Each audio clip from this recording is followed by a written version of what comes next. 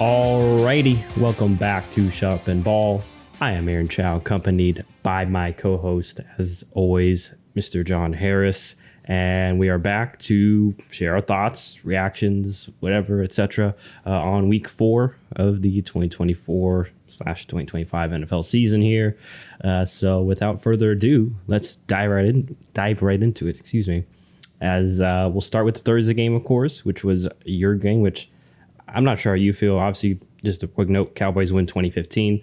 You always feel better when you play a Thursday game and you've won, or do you prefer it to be like a Sunday or with the rest? I don't know. I feel kind of indifferent. It's fun on the Thursday, but then on the Sunday I'm like, man, I'm not as invested, I guess. So yeah, it's the Squidward meme where you're just watching. Yeah, so it's a give and take, I guess.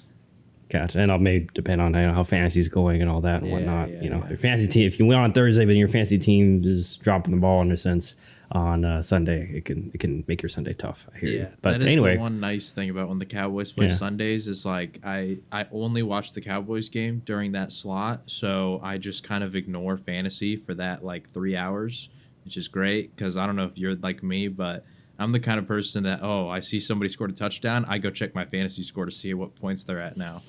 So, yeah. And then I'm sure you're similar just before you go into the game. But I'm in multiple leagues, so then I'm a psycho, so then I have to check every league especially if it's a player that I know I don't have. Yeah. It's like, okay, wait, does my opponent have this guy? Because that's gonna really sound okay. I had to check. We'll talk about there's a couple of games and players that we had to check. Luckily, I didn't get hit by them, but I know there are a few heavy hitter fantasy performances. I did. Oh man, yeah, I know you mentioned the one on Monday night. Yeah, I did.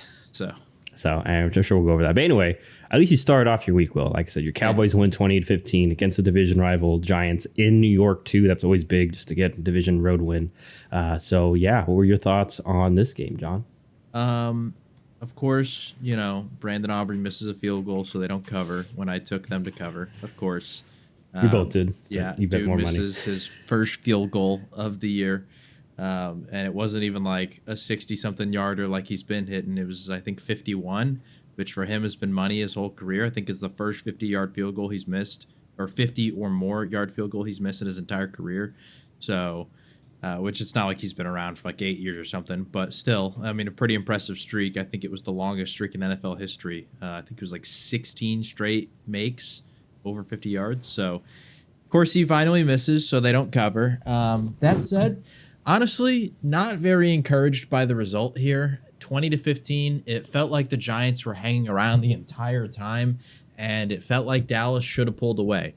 Now, the one thing that was nice was they completely shut down the run game, which has been the bane of their existence the last few weeks, as both the Baltimore Ravens and the New Orleans Saints were able to absolutely decimate them on the ground. So the fact that they held them to 24 carries for a total of 26 yards was definitely nice to see. But Malik Neighbors absolutely torched them. It felt like no matter what matchup he got, he was able to do his thing. Wan'Dale Robinson had a solid day. And overall, Daniel Jones, for the most part, was largely efficient. Now, they couldn't finish drives, which, once again, encouraging. But considering the talent difference, I'm not going to take too much away from it. It's more so it's nice to see them get back on track. Now you got to do it against the better teams because clearly, as we've seen against the better teams, these are still issues. So I'm hoping that this is kind of a momentum builder for the defense at the very least. For the offense, I mean, they played decent. Dak had a solid game, 22 of 27, 222 yards and 2 touchdowns. He was only sacked 1 time. But at the same time, the offensive line, a lot of penalties. Tyler Guyton did not have a great performance and has not had a great start to his career so far, whether it be penalties in pretty much every game or allowing pressures and sacks onto Dak. He has definitely kind of been the weak link of the offensive line so far. So, which, he's a rookie left tackle. I know that Dallas historically has drafted just Pro Bowler after Pro Bowler along the offensive line, but at some point, you're going to have a guy that maybe has some early struggles or what have you. So, I'm not totally surprised. I would still stick with him as the left tackle. It's just kind of unfortunate to see that he's, somewhat starting off slow. I liked that they got Rico Dowdle way more involved. He definitely dominated the touches for the running back room, but at the same time, I still think he should get even more. I'm hoping Rico Dowdle becomes like a 15 plus touch kind of guy every week, because I think it's just important for the balance of the offense and getting the run game going, which we still haven't seen.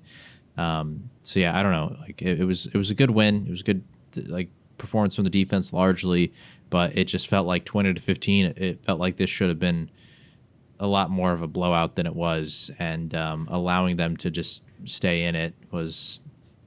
I don't know. I wish that this was like a 40-15 kind of game, honestly. Yeah, kind of felt that way when you look at, like you mentioned, just on regards to some of the stats, how efficient Dak was. Even the run game, like it wasn't overly efficient, but still for the most part. I mean, you mentioned Dowdle, 1146 was obviously the best back of the group there, and I agree with that. He needs more touches, not just from our fantasy team. I just think, like objectively, he's the best running back right now in the room. Zeke still contributed to 5 for 19, and then I like to. He's your fullback, right? Hunter Lupke. Yeah, he's been making some big plays. I mean, listen, like it's not a sexy position, but sometimes you just make a couple of plays. Whether it be obviously he had a couple of rushes and receptions, but obviously if he can contribute, also just being an extra, even if it's a minor chess piece, still being another chess piece to help out that offense maybe could help unlock some things, and hopefully maybe get Guyton going too in regards to the run game, and then that can lead to better pass pro. I'm not too shocked that it was a bit close against the Giants, a division game. And to be fair, a little bit fair in regards to, Dallas was able to stop the run. As we know, the Giants aren't an amazing running attack anyways, but it was interesting to see. Seems like they've kind of found a 1-2 maybe in regards to obviously Neighbors, and we'll see his status because they need a 2, and hopefully Wandale Robinson can keep producing for them and be a consistent number 2, because I think we saw like that game he got Neighbors hit with concussion, and it's just, I mean, we've seen it with a couple of these guys that are high volume wide receivers. It's either whether you're wide receiver or running back, especially running back more than wide receiver, the mileage can count up, and the hits can pile up and such. But so we'll see. Obviously, there's a concussion for Neighbors, so kind of tough to gauge that. But nonetheless, we'll see his status going forward. But just Dallas still taking care of business, and the Giants right now like we both alluded to, they're going to be one of the lower teams, and it'll be interesting to see what moves and decisions they make going forward, and obviously how it all progresses. I will add, by the way, DeMarcus Lawrence is out for the next 4 to 8 weeks, which is a big blow to the Cowboys defense, because he has been their best run defender for the last handful of years. And Micah Parsons also, I think, sprained his ankle. I don't know if he is going to miss any time, but something to monitor. So both teams not coming out healthy, sadly. Yeah, unfortunately. So we'll see how that goes. But crucial win for Dallas. They go to 2-2. Giants fall to 1-3. Like I said, so now they are kind of behind the 8 ball in a sense there. So we'll see if how they go forward, how both teams go forward dealing with those key injuries. But let's move on over to the Sunday games. Let's start off in Indianapolis. Colts get their second win, giving the Steelers their first loss, 27-24. It was an exciting game, though, although we're hoping to see a full dual threat, kind of showdown between Anthony Richardson and Justin Fields. Richardson, unfortunately, got hurt, but old Joe Flacco, just like last year, stepped in and obviously did a pretty good job. So what were your thoughts here in regards to the Colts getting the big win over the Steelers? A great win from them. I think one of the big difference makers for Indianapolis here was, unlike a lot of the teams before them, they completely stifled the run game for the Pittsburgh Steelers. Now, they did still run for, on paper, 122 yards, but most of that was Justin Fields, and some of that was Cordero Patterson, who, came in and had like a brief little spell where he was solid. But Najee Harris, their main rusher, 13 carries, only 19 yards. So the Colts defense definitely stood up tall, which was much needed, because, if the Colts want to win football games, they cannot allow what they did the first couple weeks, which is similar to what I was talking about with Dallas, where teams are just able to run all over you, because then that just allows the other team to control the pace of the game. That allows them to burn clock. You're playing from behind, and you're not really a team that's built to when you have, a young Anthony Richardson, a Jonathan Taylor, who are your focal pieces who want to be running. So, yeah, for the Steelers, that wasn't great, but at the same time, I think it was encouraging to see like a full Justin Fields performance. He did turn the ball over by losing one fumble, but no interceptions. He threw 34 times, had 300 yards in the air. He was able to score 3 times. 2 of them he ran in, 1 of them he threw. George Pickens, it feels like the chemistry between those two is finally truly starting to develop. Like I said about when they played the Broncos, there was a couple big plays. So like on paper, it looked like Pickens didn't have a good game, but there was a touchdown taken off the board. There was like a 50-yard catch taken off the board. So they were really having a lot of big moments. And this game was the one where it really kind of all came together. And they almost scored a touchdown too. Pickens did not end up getting in the end zone, but he had a play where he almost was able to reel one in. But he went for over 100 in the air. Pat Fryermuth was featured, even though Najee Harris wasn't involved on the ground game much. He was involved, but wasn't able to be efficient. He did have some moments through the air with a 32-yard reception. We even saw Darnell Washington, the backup tight end, get involved as well. So, I mean, the Steelers, we saw them play from behind, and that was kind of, I feel like, the big worry about the Steelers with the way that they have been playing is, they're built to play defense with a lead and run the ball a lot. How can they look playing from behind? Honestly, I thought it was an encouraging result, even though they did get the loss, because it feels like, all right, we can trust Justin Fields to air it out. Now, the one thing I do still have questions about is who's going to be the guy besides George Pickens out of the receiver room, because we saw this was tight ends, this was running backs. Is it going to be Calvin Austin? In this game, he only has 1 catch for 17 yards. Is it going to be Van Jefferson? He only has 2 for 21 here. I'm looking at the receiver room and wondering, can any of them step up to kind of be a little consistent piece? Doesn't have to be big, but, a 50-yard kind of guy, behind George Pickens, because some of these defenses are definitely going to try and take him away. And I don't feel like the tight ends and running backs are going to be enough to overcome those moments. So we'll definitely see. But for the Steelers, I felt like this was an encouraging result, even though they did lose, considering we saw what Fields is capable of with a negative game script. And for the Colts, yeah, Anthony Richardson. The one thing I wanted to bring up with that was Shane Steichen. What are we doing here? So Richardson, known to be kind of injury prone, gets injured, comes back in the game, and we immediately call a QB draw. That felt questionable. And then, unfortunately, too, Jonathan Taylor sustains an injury, so it doesn't sound like he's going to go on IR based on the reports. But, does he miss a game or two? Nothing has been set in stone as of yet. He probably could play through it. We've seen a couple other guys getting ankle sprains still out there, like Sam Laporta. So I'm not really sure what's happening there yet. But if he misses time, then it's just tough because, like I talked about, that's kind of the focal point of their offense. It was nice to see Michael Pittman and Josh Downs get going, but at the same time, I'm not really surprised because, as I texted you in our group chat, if Joe Flacco's playing, then all the receiver stocks in fantasy have just gone up because, the offense is going to become a lot more pass-centric. So, yeah, and I think just add on to Joe Flacco, we know he's a statue, but still shows he's got a solid arm. Still can sling it, as he's shown last year and still this year too. So yeah, it's good for him. He might win a second comeback player of the year, even though I don't think he should be valid. I don't know if he is. That's more of a joke. But yeah, I mean, I don't have much else to add in regards to. Only thing I wanted to point out is for the Steelers. Like we've mentioned this before, they kind of have to play like their game, like you alluded to, in regards to running the ball and such, is we're going to make less mistakes than you, and we're going to capitalize off yours. And this was a day where, you mentioned Pickens had the fumble, was there right in the red zone, unfortunately, and he was fighting for more yards there.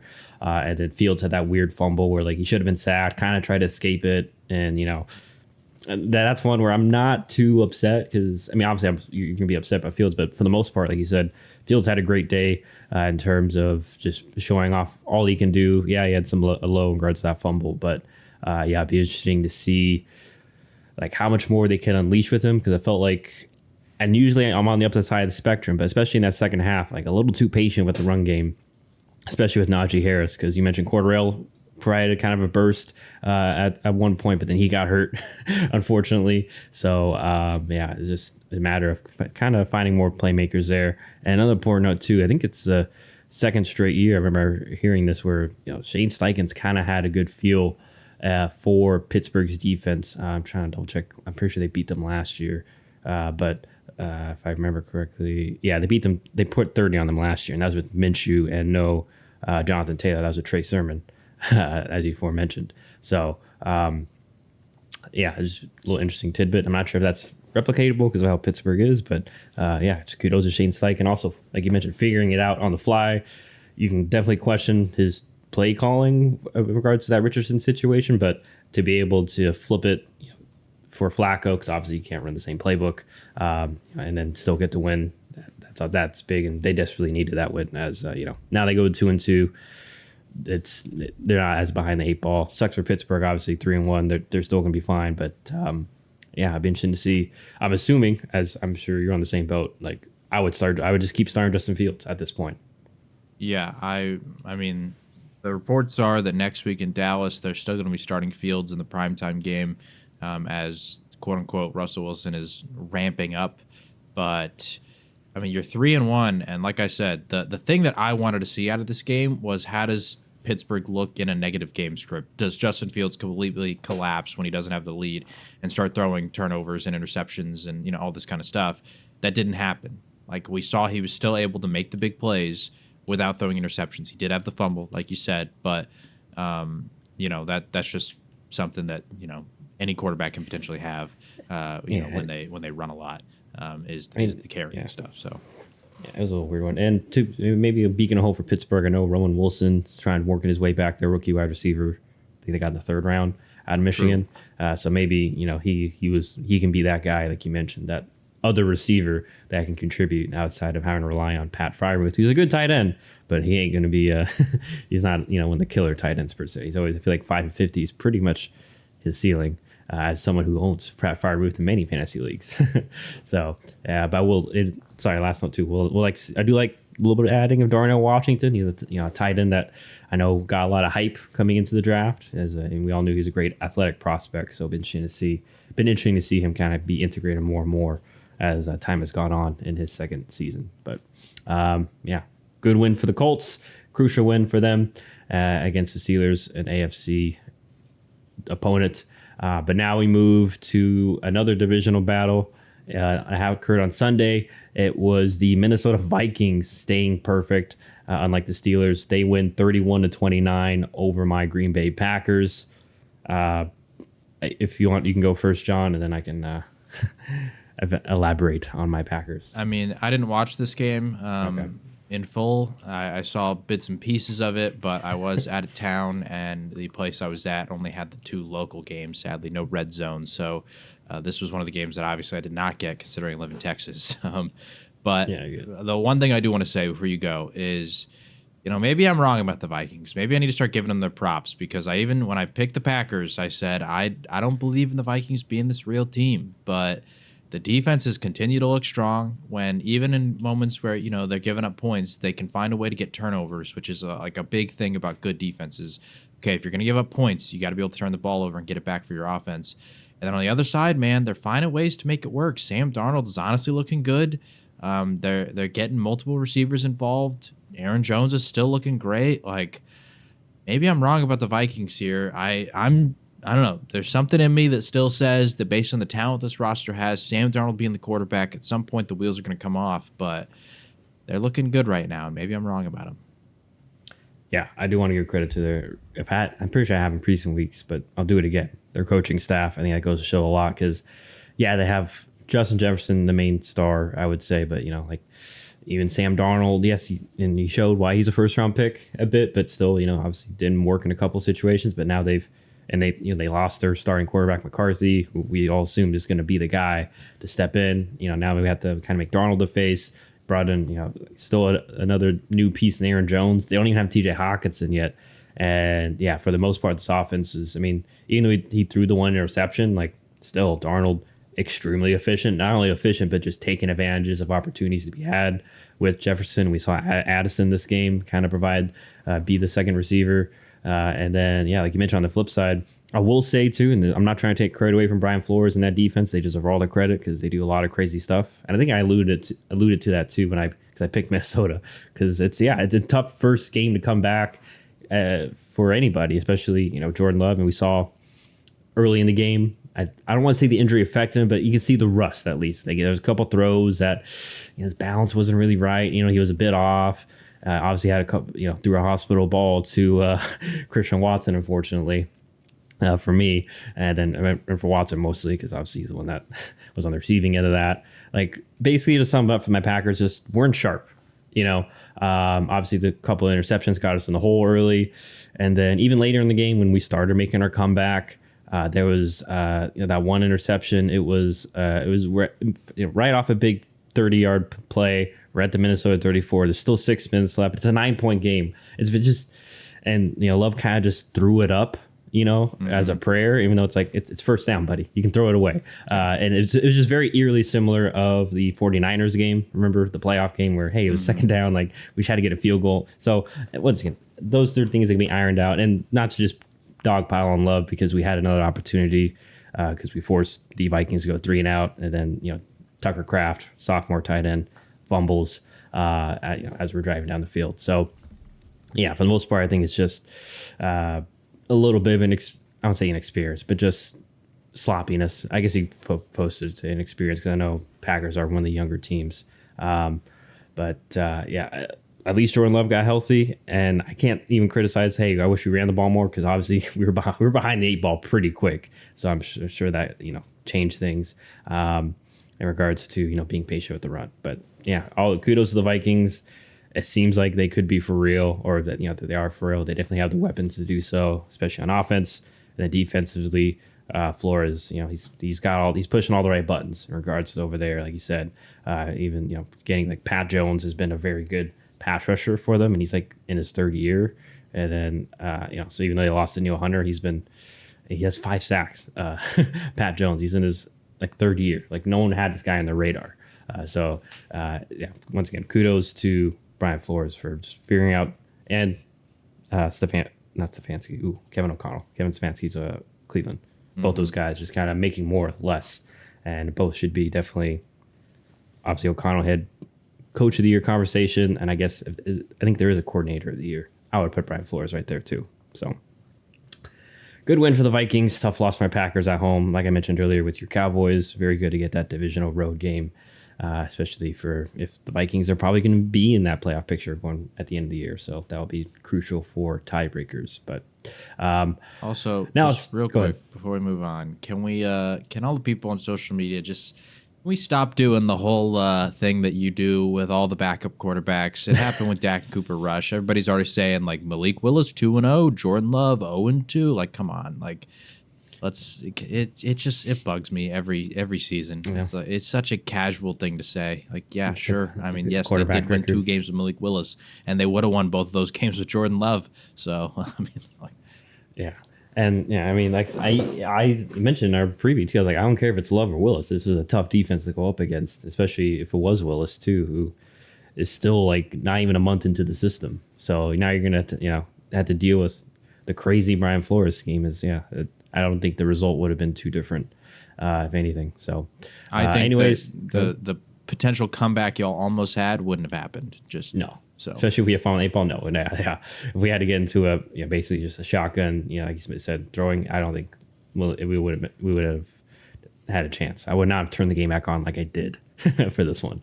But anyhow, let's go on over back to the AFC for a divisional matchup there, as it was the Houston Texans needing a late touchdown to beat the Jacksonville Jaguars, keep them winless. That was a tough loss for Jacksonville. Texans win 24-20. This time Texans were at home. So what were your thoughts here, John, in regards to the Texans, basically defending their home turf? Man, the Jaguars had this one. They had this one. They were looking good. They had the lead for pretty much the entire game. And then at the very end, in the fourth quarter, they just allowed the Texans to kind of get into the rhythm. They allow C.J. Stroud and this offense to get the ball moving, and they take the lead. And it's tragic because the Jaguars, like you said, are now 0-4. This felt like a must-win scenario, and I don't know the stats on like 0-4 teams and making the playoffs and all that kind of stuff, but it feels like it's almost impossible at this point because, like, how many losses can you really afford the rest of the season? And that's just tough to ask when their schedule's, gonna get some difficult teams along the way. You got to play Houston again. Indianapolis has started to look strong. It's just, I don't know. It's pretty tragic considering that I thought this team was going to be a playoff team prior to the year, and I thought they'd start to put it together. And I don't know what the answer is here, because in this one, like, Travis Etienne starts the game. First off, they're saying he had a shoulder injury. I don't know. Did I miss a play as to when it happened? Because they did not list him as injured prior to this game. And he starts the game apparently with a shoulder injury and just doesn't play the first like 3 drives. And I was incredibly confused by that. Now, eventually he does get in there, and, he looks solid in his play.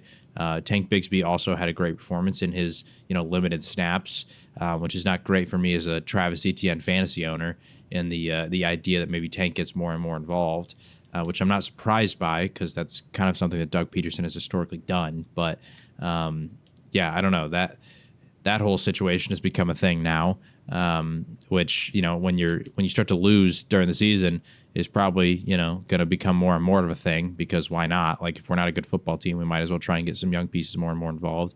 So just selfishly don't love that. But for the team, at least, if you can get both of them going, on paper, you'd think that that'd be a good thing for this team, but clearly it wasn't. And the concerning part here is that they managed to lose this game despite not even having a turnover. Like, usually when you lose these kind of games, it's like, oh, you didn't run the ball well, or you turned the ball over, or whatever. The issue was they just simply kind of stalled out these drives in the second half. And, although their defense played largely pretty well, Houston just kept hanging around. And they allowed C.J. Stroud in this Houston offense to just torch him through the air. And it was specifically Nico Collins that just tore him a new one and destroyed me in multiple fantasy leagues. So, yeah, good win for Houston. Honestly, for Nico Collins, I got to say, I'm starting to regret leaving him off of our top 10 receivers list after last year. I felt sound in my logic of, okay, it's only 1 year, but he's really starting to establish himself as a true premier receiver for the Houston Texans, and replicating what he did last year, even despite the, added competition of Stephon Diggs in that receiver room. Yeah, I concur. I mean, it seems like definitely he's the alpha. It seemed like Diggs / Dell. More like Diggs is the second, and then Tank Dell's kind of third, or 2B if you want to say that. Yeah, I mean, but you kind of said it perfectly. Like, Jaguars, they did blow this one, and to be honest though, I feel like they didn't really have much control of this game. Like, early on, they got the first touchdown because of a muffed punt, basically, that put them at the Houston 2, so that helps there. And then they had most of their offensive success in that first half, and then really the second half, it was only a couple, had that one other drive where they hit Brian Thomas Jr. a couple times. I think on Etienne also had a bit like a 10-yard run, but other than that, I mean, it's like we said before, it seems like the Jaguars offense, for whatever reason, lack of better phrase, they just suck right now. Like, it's just bad all around. And I mentioned that one time they did have one other drive in the second half. I put this in the group chat. It was at the end of the third quarter. They got a big Tank. That's a weird alliteration. They had a big Tank Bigsby run that got them literally at the Houston 4. Ran 2 more times, 3rd and 1 at the 1, and they threw up. But then you have the quarter change timeout. You'd think they're going to come out with at least I'm sure you would think too, John. They would come out with a creative play, right? You have a whole quarter, a free timeout, basically. It's 4th and goal if you're going to go for it. Although I would have taken the points considering how the game is going. But regardless, you got the goal line, I understand. But no, they decided to come out. I forget if it was a completely empty set, but regardless, they basically ran a quarterback draw with Trevor Lawrence. Didn't work. Got stuffed. That was your goal plan. That was your game plan, huh? I don't know. I just didn't love that, as I put in the group chat. Yeah, from there on out, like, they had opportunity, and that was when they were in the lead. And then obviously Houston, had a couple opportunities and eventually punched in a touchdown at the end. And that's just, that kudos to CJ Stroud and the offense for just sticking with it, even though that it wasn't really their best day. But they, like I said, found ways to make plays. And I mean, Nico Collins is awesome. And for the Jaguars, like, I don't know. Honestly, I know a lot of the heat is on Trevor Lawrence. I think equal heat needs to be put on to Doug Peterson, because, like we mentioned before in previous weeks, like, if you look at his history, same with the Eagles, it's a very similar trend where it's like, the offense is, first year, man, the offense blew up, did great. Second year, there's a bit of regression. And then third year, it's even more regression. So we'll have to see. Maybe the whole, getting Tank Bigsby more involved, maybe that helps open things up. But like I've said before, I'm not a big fan of the Doug Peterson run game and play action game off of that. So we'll have to see how that happens. And they should have taken advantage of this too, because no Joe Mixon either for the Texans and such. So I was going to say, too, this felt like a game in which I'm confused why, Tank Bigsby is having this impact. Why isn't he even more involved? And I'm not even saying to take touches away from Travis Etienne. I'm saying this is a game where it was close for the most part. And then even in that third quarter, they take the lead and they have the lead. Why are we not just continuing to run the ball down their throats? Why is Tank Bigsby only getting 7 total touches when he has 90 yards? Why are we running the ball 24 times in a close game in a positive game script and allowing Lawrence to throw it 33 times when the pass attack is clearly not having the same impact? I don't get that. It feels like this should be a game in which if I'm Doug Peterson, I'm getting Tank Bigsby and Travis Etienne both into that 15 carry mark. Like let's run the ball, let's pound it. It's working clearly because Tank Bigsby, he had the 58-yard run, he had 90 total yards on 7 carries. Even when Etienne was playing, although it wasn't as impressive as Tank, 11 carries for 50 yards, 4.5 yards per carry. Both running backs were incredibly efficient. Why are we not continuing to run the ball? Yeah, last point too I want to add, just if you look at the drive summary or drive by drive, before the last 2 drives that the Jaguars had the lead, both times they when they eventually had a punt, but the second and third down beforehand, they threw the ball instead of maybe just running it, being patient, taking time off the clock. They did it both times where they ran. I don't understand passing on second, but maybe one of those second downs, you're like, I know it's a little conservative, maybe into something, you know what I mean? A sort of run or draw play or even a screen, it's the better play callers have something like that. There's some, like you mentioned, I think, a couple times, especially last year, Sean Payne mentioned, you need sometimes a drive starter, a kick starter. And the good offensive minds have that. And I'm sorry, Doug Peterson, but I would not classify him as that, as it shows here. Even on those drives, the first one of the 2, they get the first down with the Brian Thomas Jr. first down, and then it's a Dearness Johnson run up the middle for -1 yards. And I don't think Tank Bigsby touches the ball on either of those 2 drives. And so it's once again, I want Travis Etienne to be the guy because of my fantasy team. But in terms of real life performances, if the guy's cooking, why is he not involved in the late game here? Why are we getting Dearness Johnson, your 3rd string running back here, even over Travis Etienne? What is the logic on this? I do not understand. It does not make sense to me. Yeah. So, Jaguars, I got to figure something out fast as they are 0-4. Granted, 3 of the games have been away, but nonetheless, you got to win away games to be successful at any level. So, we'll see if they can somehow make a miraculous turnaround. We'll see, though, because their schedule is tough. Sorry, last note, too. In a couple weeks, basically starting October 27th, because they play Colts, Bears, Patriots. That's not too hard. They could kind of ramp up some momentum. Then they play my Packers at Green Bay, at Jacksonville. I'm looking at their schedule. Then they play the Eagles in Philly, and then they play the Vikings, and then Lions, and then Texans. So that's kind of a rough November to go through, potentially. So, even some of the teams that you talked about earlier, like Chicago or like New England, if you're not looking good offensively, those teams can beat you. And I think those 2 games, now granted, this may help the Jaguars or inhibit them. Those 2 games are overseas, the Bears and Patriots. Yeah. So, I don't know if that buffs or if that's a debuff, but nonetheless, we'll see if the Jaguars can figure it out. Texans go to 3-1, so good for them. But let's go from the AFC South to the NFC South, as we're going to go to the Atlanta Falcons getting a big last-second win over the Saints, 26-24. What were your thoughts here, John, in regards to the Falcons? Giving the Saints their second loss, and now both 2-2. Saints offense has definitely started to cool off a little bit. I think teams are starting to kind of see what they're doing offensively. Now it's not like they were completely cooled off, but Derek Carr wasn't throwing 3 touchdowns, 0 picks anymore. He did throw an interception, did not throw any touchdowns. Unfortunately for you, it was the Taysom Hill Vulture week, but I don't know if it really affected you because I think you probably still won anyway. Kamara still fell in the end zone. Yeah, he still fell in the end zone, had 7 catches, so he did his thing.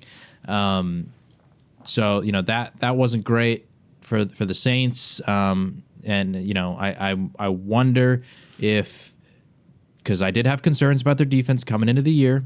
I wonder if in some of these game scripts in which the other team is kind of slowing down their offense, where they don't have this huge lead that they had against the Panthers and the Cowboys, does their defense hold up like I maybe thought they wouldn't at the beginning of the season? Not to say that they were bad, because they definitely had great performances still against, specifically a guy like Bijan Robinson, completely slowed him down when it came to the run game. But you get my point. Otherwise, the Falcons, this was a much needed win for them. They're now sitting at 2-2. They didn't want to be in that 1-3 hole.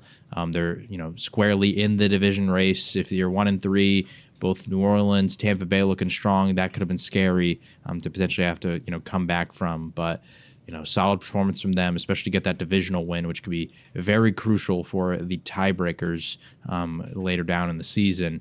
And I think this was a resilient win for them. Like I said, I think their defense played strong against Derek Carr and, kind of preventing him from having like a standout performance in this one. I think the fact that it wasn't a Bijan Robinson day and they were still able to take away the win was big. The one thing that does perplex me a little bit is still the Kyle Pitts thing. We can't blame Arthur Smith for this anymore. So, all right, is it Kyle Pitts or what? Because he came out of this performance with literally no impact. 3 targets, 0 catches, 0 yards. So I don't know. It's questionable because it feels like when Ray McLeod and Darnell Mooney are both getting 13 total targets, why is Kyle Pitts not getting more? Why is he not more involved here? I'm not sure. Is it a Kyle Pitts thing or not? Once again, didn't get to watch this game because of the blackouts, but that's the one thing that I'm wondering, because it does feel like if this Falcons team wants to make some deep runs, Kyle Pitts has got to get involved in this offense somehow, some way.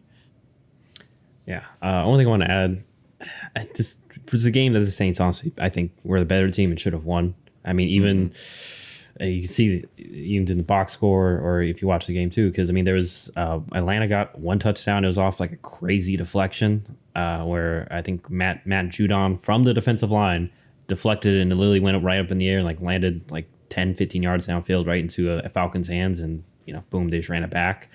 So that like a little bit unfortunate there, / good defense. And I will say too, though, to be critical of the Saints, because I criticized Doug Pierce for not taking the points.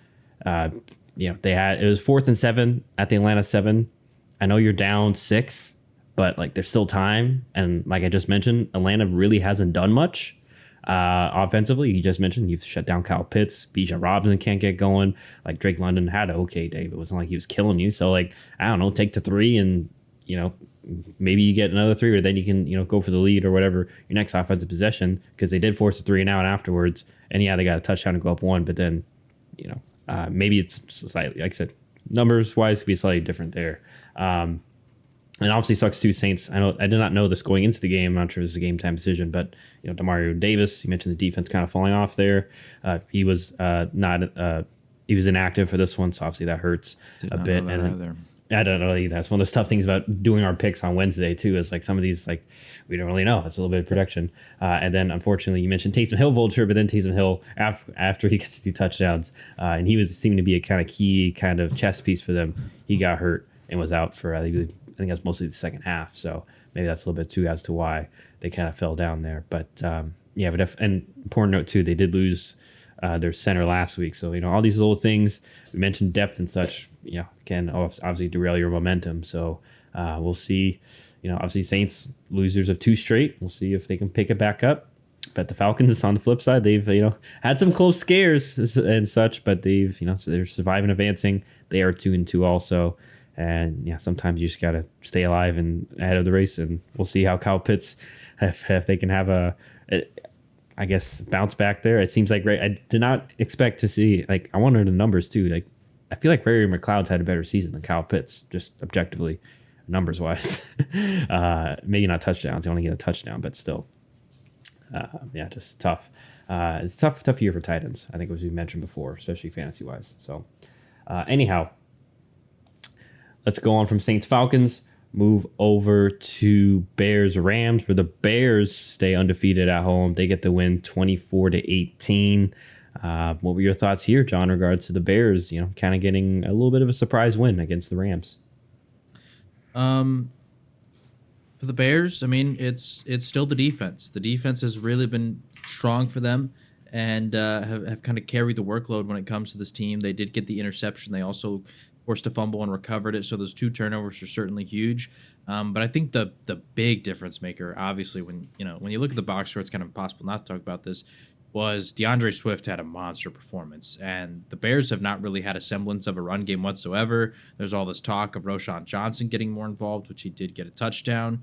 But I think DeAndre Swift maybe heard some of that noise and said, "Nah, I got to establish myself as the RB1 here," because he absolutely carried them offensively. Not only did he have the 93 rushing yards and a touchdown, but he also was their leading receiver, getting basically half of Caleb Williams' total production with 7 catches for 72 receiving yards. So, which he caught all 7 of his targets, mind you. So, yeah, I think that was big for Chicago, and I think this if they can get DeAndre Swift in the run game going, then I think they have a path forward to winning a lot more games. Because at this point, I think it's safe to say the passing offense just quite isn't there yet. It's going to take some time. DJ Moore, Keenan Allen, like the receiving room, I think combined for like 50 total yards. It was not pretty. Cole Kmet, he was the second leading receiver with 34 total yards. So the weapons outside of like the dump downs or the dump offs to Swift was not great. And so I think, they got to play defense. They got to run the ball well. And if you can get that combo Swift and Roschon Johnson going, Johnson being the bigger, more powerful back, Swift can kind of be your more speed, agile guy. If you can get both of them going and play the defense that they're playing, I think Chicago could definitely win a couple games here. For the Rams, it definitely felt like the lack of a Cooper Kupp, of a Puka Nacua has hurt them because, Demarcus Robinson, Tyler Johnson, Colby Parkinson not really able to do much. Tutu Atwell, he had some plays. Jordan Whittington had some plays, but it didn't really feel like they had that kind of that drive finisher apart from Kyron Williams. But when it's only when all that pressure's onto Kyron, there's only so much you can really do. So yeah, unfortunate for the Rams. The injuries are piling up against them and starting to reap the unfortunate. I don't know what the word I'm looking for is. Opposite of benefit. I guess anyway, consequence. Yeah, consequence. I guess of them. So. They didn't ask for this. Yeah, I mean, the only thing that I want to add is is what you were mentioning. One of the times Stafford really got sacked, first play on offense, it was in the second quarter, strip sacked, and then now that makes Chicago things easier for Chicago because then they have to go 15 yards to score a touchdown, and then just a couple other missed things like missed field goals. I know the Rams had one after a tough long drive, unfortunately, and then I mean, it's not too shocking. We know that the Bears defense is solid, and obviously Rams offense, like you mentioned, missing a bunch of weapons and key receivers is tough. And kudos to the Bears for getting like you mentioned, getting the run game going. They needed something else to help out Caleb Williams in the offense, as opposed to because we know, as we saw in the first 2 weeks, that there's, and we've seen this across the league, really, you just can't be a drop back passing offense and expect to have a lot of success. So good for them getting the run game going. We'll see if that is sustainable going forward.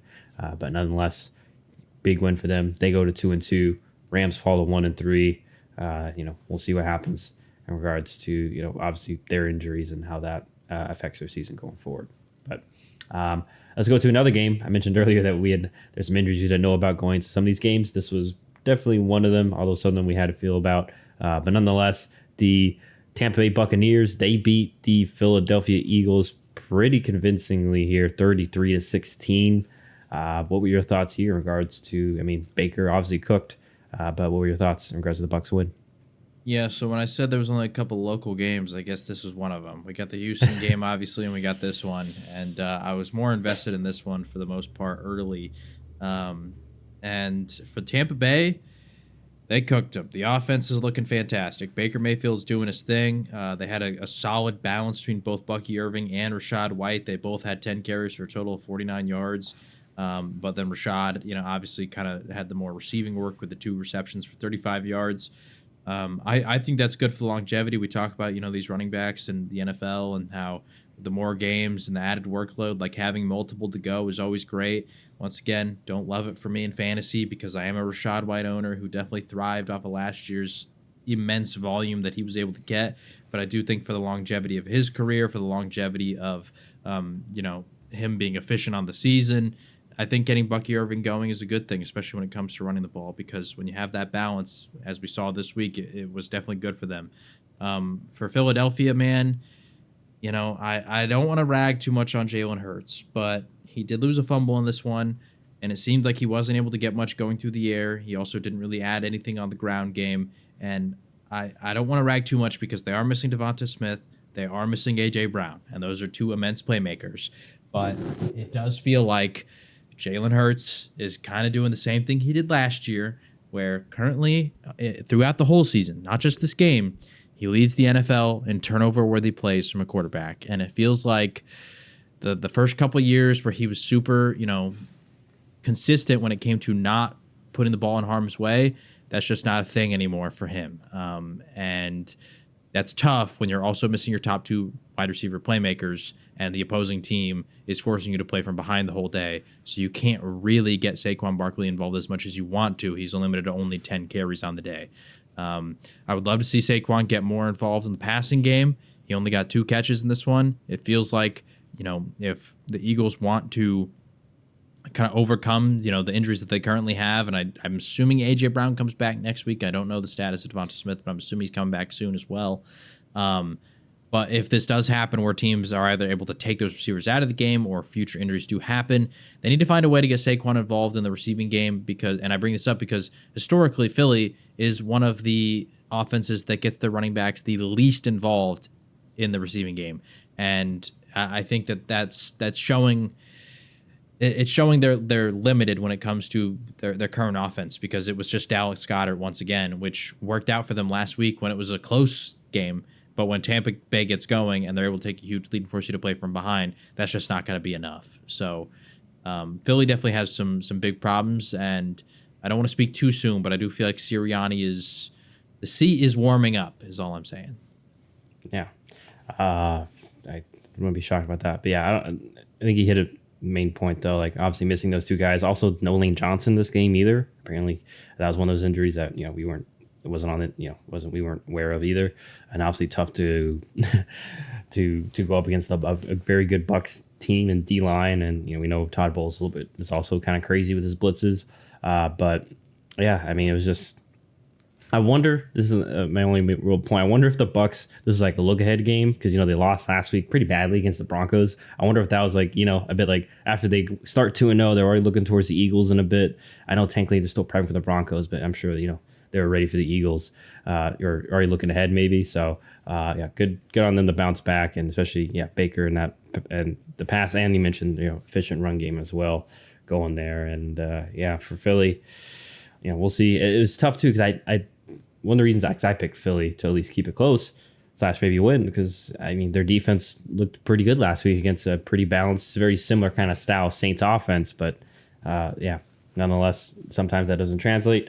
And Tampa just did whatever they want on that side of the ball. And I am with you in regards to, because I saw a graphic, and these graphics are always funny. It was comparing Jalen Hurts and Mahomes' stats, and it conveniently left out fumbles. But then it was like, oh, they have similar touchdowns, yards, interceptions, that, and I'm sure Jalen Hurts probably has more rushing yards. But like you mentioned, like the fumbles, he obviously had a big fumble this game, and even a couple of his interceptions have been definitely worse than Mahomes's. Because remember, one of them was the final drive against the Falcons where they had timeouts and all they needed was a field goal, and he just he pulled a Jordan Love and just kind of threw it up for anybody. So be interesting to see how they deal with these going forward. They do have a bye week this upcoming week, so maybe that'll help in regards to getting A.J. Brown, Devonta Smith, and Lane Johnson, etc. back the following week. We'll see, but nonetheless, they fall to 2-2. Bucs go to 3-1 here and get a little revenge, I guess, in a sense, because they lost to Philly a couple years ago. I know they beat them last year in the playoffs, but anyhow, let's keep on moving down. Let's move on over to the Bengals, who they get a big win over the Panthers, 34-24 here, handling their business unlike previous weeks, getting their first win. No revenge game for Andy Dalton. What were your thoughts here in regards to the Bengals, winning big? Obviously talk about the Andy Dalton revenge game. don't think, it's been a while. It's been a while. I don't think Andy Dalton really views it as such, but still, Andy Dalton looked solid, was able to throw 2 touchdowns. He did have the interception. Chuba Hubbard looked good on the ground, which is really encouraging for the Panthers that they can finally start to run the ball. And once again, I'm not trying to toot my own horn here, but I've been saying this offensive line is playing well for Cincinnati. Andy Dalton also got sacked 0 times on this one. So just saying, for Carolina, the offensive line has been looking real strong for them. Now, on the flip side of that, Cincinnati's defensive line is also becoming a major concern for me. They're not pressuring the quarterback whatsoever. Now, in this one, obviously they got the W, but it was in large part thanks to their offense. They were able to do a lot when it came to that side of the ball. Joe Burrow has a great game. We finally see Chase Brown starting to chip away at the Zach Moss workload. Previously, they were, Chase Brown, Zach Moss, it was like a 70-30 split. This game, it was dead even 50-50, and Chase Brown took the most of his opportunities. They had both 15 carries apiece, and he had 80 yards to Zach Moss's 51. He also punched in 2 touchdowns on the ground. He had the more explosive play with a 20-yard rush. Then in the receiving game, Zach Moss did do a little bit more there. He did get the receiving touchdown, but even then, 4 targets to 3 for Chase Brown. So I'm starting to like what I'm seeing out of Chase Brown. It feels like the Cincinnati Bengals are maybe starting to realize maybe we should get this guy more involved. He can be an explosive playmaker, and we certainly need that considering the state of, like I said, their defense. So I'm hoping that continues because the concern I had was that they viewed Chase Brown as a complementary piece and would kind of continue to feature him in that role as opposed to making him the feature back or at the very least giving them more of an even, 1A, 1B type of situation. But it seems like let's just hope this bodes well for the future for Chase Brown because I do think that at least for Cincinnati and their chances of winning, the more involved he is, I think the better that they will be as an offense. T. Higgins did return. He had a great impact. Jamar Chase had a solid impact with the explosive 63-yard touchdown. So Cincinnati's offense, they looked really good, but at the same time, it was against a poor Carolina defense, so I don't know how much to take away from it. Like I said, the main concern I have for Cincinnati is that defense because the fact that Xavier Legette, Deontay Johnson, Chuba Hubbard, and Carolina were able to kind of torch them, and there was not really much pressure at all on Andy Dalton. When you play a lot better teams, this can certainly come back to bite you. Yeah, I concur. That's the only real note I had too in regards to this was lack of pass rush. It's really only Trey Hendrickson. And even then, I always felt that he was a really good number 2. I don't think he's ever going to be, or regardless, especially at this point, it seems like he's at best at 2, and there's no one else there, like you mentioned, and like we mentioned in our preseason thing, I was a concern. losing DJ Reader, who was very good on the inside, and I understand why they let him go because he had dealt with injuries last season. But nonetheless, yeah, it seems like that may be something that they have to either figure out during the season or address in the offseason. Because, like you mentioned, especially against the elite teams, the Mahomeses, they have all the elite quarterbacks in the AFC, even in their own division. You're going to need a good pass rush or be able to, at times, rush for and not have to blitz and do crazy stuff. So we'll see that. And yeah, obviously I'm on their side in regards to because I have some stock in Chase Brown as well. But nonetheless, like you mentioned, like it's good for them to have the balance. This helps. Like Joe Burrow did not get sacked either in this game. So as for I'm sure Cincinnati fans, big win there. And yeah, partially because they had a good balance. 31 rushes, 31 pass attempts. So that a good balance. And not only that, the rushing attempts, like you mentioned, were efficient on top of that. And so I expect the offense to get hopefully better and better, or at least more in tune now that, T. Higgins this is his second week back. And obviously, Jamar missed most of preseason due to the contract stuff. So it seems like he's starting to get back on track too. And, as long as those two and they have some semblance of a run game, they'll be good to go. So, I don't know much else on that on Panthers. Sorry, Panther fans. Good to see Xavier Legette start producing. I mean, I know Deontay Johnson had a good game too, but obviously Xavier Legette's more the one you want to see start popping off for the future. So good to see him involved. And it'll be the whole Chuba Hubbard thing's interesting too, because apparently Jonathan Brooks could be back soon. So we'll see how they handle that. But regards to this game though, good win for the Bengals, crucial win as they need to get their first win on the board for the season. So they go ahead and do that. Let's move on over to one of the surprising results of the weekend. And it was the Denver Broncos in a wet game on the road. They beat the Jets in New York 10-9. So yeah, what were your thoughts in regards to this defensive showdown? Listen, I have a couple friends who are Broncos fans, and obviously they're not very big fans of Nathaniel Hackett. And I believe the last time these two played and the Jets came out on top, there was some post made by the Jets social media team specifically about Nathaniel Hackett. Well, my buddies on Twitter were returning the favor, asking how the Nathaniel Hackett thing is working out. First off, on the Broncos, great defensive win. Bo Nix, we talked about, nervousness, all that kind of stuff. He didn't force things in this one. And this is the first time that I got to give Sean Payton some credit because they actually ran the ball, which I like to see. Now, it was a tough defensive game, and it was one of those situations where clearly the passing wasn't working, considering that Bo Nix had 60 yards and a touchdown. Surprisingly, it's so weird to look at their box score. Cortland Sutton had 3 catches for 60 yards and that touchdown. So you think, well, that's all their passing work. How does Bo Nix, when he only has 3 catches, how does Bo Nix have 12 completions? Well, Michael Burton had a one catch for 3 yards. Javonte had 2 catches for 3 yards. Jaleel McLaughlin and Nate Atkins both had 1 catch for 0 yards, and then Troy Franklin and Tyler Patty both had 2 catches for negative yards. So clearly the passing attack was not working, but it was good to see that Bo Nix in that kind of a situation didn't force things, because we see with rookie quarterbacks in these kind of games, they could, because they feel antsy. We're not making plays. You don't like that kind of tension of it being close for so long, especially with them losing throughout the first half. But he didn't force anything, which was good to see. So that was nice. He's relying on Cortland Sutton, his top receiver, and then they trust the run game. So I applaud the Denver Broncos for that. Also, shout out to their defense because they have played significantly better than I thought they would over the last 2 weeks. For the Jets, this was terrible. The fact that they lost this one, Breece Hall had 10 carries for 4 yards. I'm not panicking on Breece, but it feels like they should have somehow found a way to get this run game going. Braylon Allen, 8 carries for 34 yards. Maybe, like I said, with some of these other run games, like with Tampa Bay, with Jacksonville, you got to feed the hot hand. And if Braylon Allen is looking better, maybe we get Braylon Allen some more touches.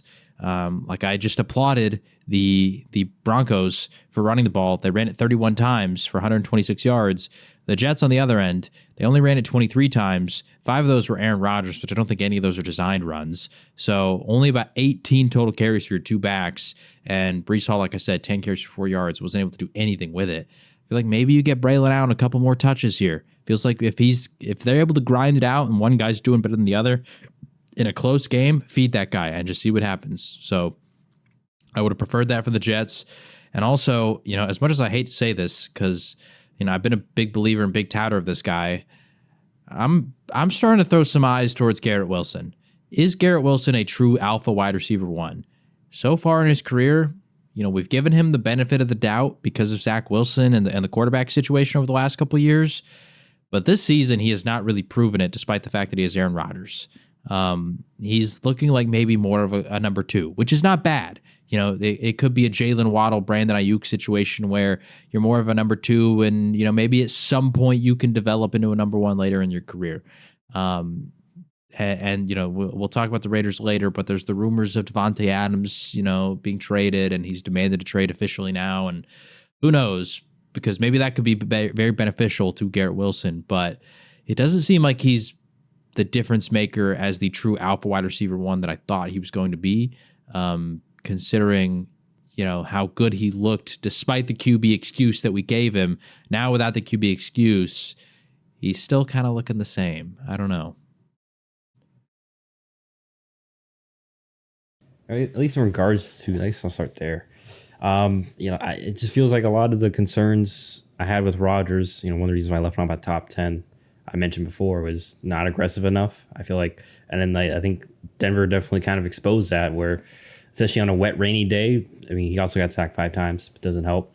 But, Rodgers, we saw in New England, wants to get the ball out quickly. He praised there. There's always a stat of, how fast and good his release is. But it seemed like Denver was all over that, and kind of just dared him. Are you going to sit there, pat the ball, and, maybe wait for something deep? And also, too, I think this alludes to the Garrett Wilson situation. And Garrett Wilson, very good receiver. But is there any other receiver that scares you? Especially on the outside. I mean, I know Mike Williams had a solid day, but he's still coming back, and he's not really, I would say, a speedster. It's more of the back shoulder things that, when Rodgers has a one-on-one or a coverage he likes, he'll throw. We know Lazard, he's okay, but once again, like, I don't know, you kind of need I feel like a burner in that offense, and also too, I think a little bit you're alluding to in regards to getting Brain Allen more touches, like, and this may be more of a Nathaniel Hackett thing too, is like a lot of the good run teams, especially now, like they're not just running out of the shotgun, just zone. A lot of it is, under center, having multiple tight ends, maybe a fullback, just doing motion and things off that. And I just don't see a lot of that in that offense. It's a lot very shotgun West Coast centric, which does fit Rodgers, but it just seemed like Sean Payton, who obviously runs a very similar offense, had a very good idea of how to defend it, obviously, as the Jets extremely struggled. And once again, too, like the weather played a factor, because you mentioned the Bo Nix. I wanted to add to, I don't know if you saw at halftime, he was 7 for 14, I think, for like -7 yards or -6. It was it was a peculiar stat line. Yeah, which is why I'm applauding him too, because it was like, it felt like with that kind of a situation, you could easily see him like get antsy and throw a pick, Yeah. So, and let's be honest, like, I know, and then there's a whole cadence deal that apparently is an issue because they had a couple of false starts. So they got things ironed out in New York. We know that line's not great, and it also sucks. They missed a field goal. They did have an opportunity. They did get in the range, but they missed a field goal, and it happens in the NFL, especially on, like I said, a very poor, wet, rainy day. So, just tough loss for the Jets at home, and definitely one that they should have had. But Denver, it's the NFL. Any given Sunday in Denver, they were just a little bit better in crucial moments than the Jets, even though they also missed the field goal to go up, 13-9, but right before the Jets did. So, anyhow, good win for the Broncos, tough loss for the Jets. We'll see how both teams move forward as they're both 2-2 there. But let's move on over to the afternoon games. This one was a blowout. I don't think we expected it to go this way. I think if anything, I expected it to be the other way around, but it was the Cliff Kingsbury revenge game in a sense, as the Commanders win 42-14 over the Cardinals in Arizona too. What were your thoughts here in regards to, this kind of hot start that the Commanders are off? They're looking really good, and you got to give credit to Cliff because he did call a great game. Brian Robinson, Jared McNichols, like the whole running back room had a great performance, even though Austin Eckler was out, which felt like it could be a concern for them, but didn't really feel like one. The Cardinals could not stop them on the ground whatsoever. So he called a great game, and then even Jaden McDaniels, he's continued to look solid, having strong performances. He got it feels like the chemistry between him and Terry McLaurin is finally blossoming, which is really encouraging to see if you're a Commanders fan, because it's always felt like Terry's never really had any of that with any quarterback that they've had. So the fact that now he's finally getting it is, like I said, very encouraging. You got Olamide Zacchaeus, who had a great game. You got some other guys involved. We saw a little bit of Luke McCaffrey sighting, which is probably nice for some of the fans who want to see a little bit more of the future receivers too. Washington just played a fantastic game, and I think we got to give credit to this coaching staff. And I'm not gonna lie, I'm a little jealous because not specifically that I want Cliff Kingsbury, but there was a lot of talk about Dallas when it came to Mike McCarthy and the potential plan if they were to make a change, and Dan Quinn being a strong contender. And Dan Quinn has got these guys playing good football, and I love to see it, not for the Washington Commanders, but for Dan Quinn. And it does make me a little sad that, unfortunately, it's not Dallas that is the one that is reaping the rewards of the solid Dan Quinn coaching, because it looks like he's got this defense amped and ready to go, which is the one thing that Dan Quinn is kind of known for. Like, he gets his guys to really buy into his schemes and his systems and what he wants to do on defense. So they're looking strong in that regard. And then the offense, like I said, they're moving good. You got to give credit to Cliff for this game because he definitely called a good one. And for Arizona, this is tough because they got James Conner going in the run game, but Kyler in the passing game struggled in terms of the, not really in efficiency, but he got sacked 4 times. So the offensive line didn't really hold up. And the one thing that I did notice when I was peeking in on this game is it did feel like without Trey McBride, they didn't really have much of an answer over the middle for Kyler. And also, I wish that Kyler would run more. He only ran one time, and it felt like in this kind of a game where, okay, we don't have much working over the middle.